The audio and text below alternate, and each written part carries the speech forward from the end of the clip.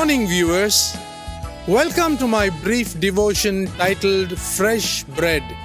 And I do hope that it makes an impact in your life as you begin a new day in Christ. While carefully reading about the exodus of the people of Israel from Egypt under the leadership of Moses, I understand one thing.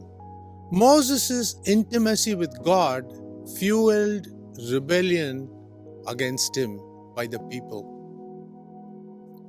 Moses, the shepherd in Midian, had an encounter with God when he was 80 years old whilst taking care of his father-in-law's few sheep. People cannot be the same after they have an encounter with God. Right from Moses to Apostle Paul to Apostle John in the island of Patmos, we have seen how an encounter can change the future of the individual as well as the church.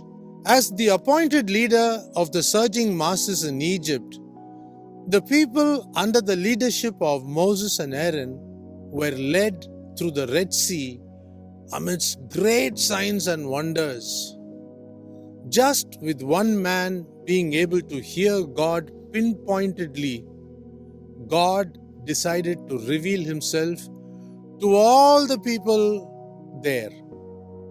So reading Exodus 19 verses 3 to 25, let me recount what happened in Mount Sinai. The experience of hearing God speak to the people was so terrifying that they told Moses that in the future he heard from God and tell them what God is saying. A little later, the people got so angry with Moses because he always wanted to hear from God before doing anything. Now, the relationship between Moses and the people began to decline with each passing day. Moses, the leader, was constantly debilitated by the negative attitude of the people that on a given day, while he was told to speak to the rock by God, he struck it in frustration in front of all the teeming millions waiting for the water. Read Numbers 20. Sometimes our faithfulness to God can cause a great divide between us and those who are following us. But look at poor Moses. He made a huge blunder, mainly because of the nagging attitude of the people, and God had to apply the brakes and take Moses home while deputing Joshua to lead the people henceforth.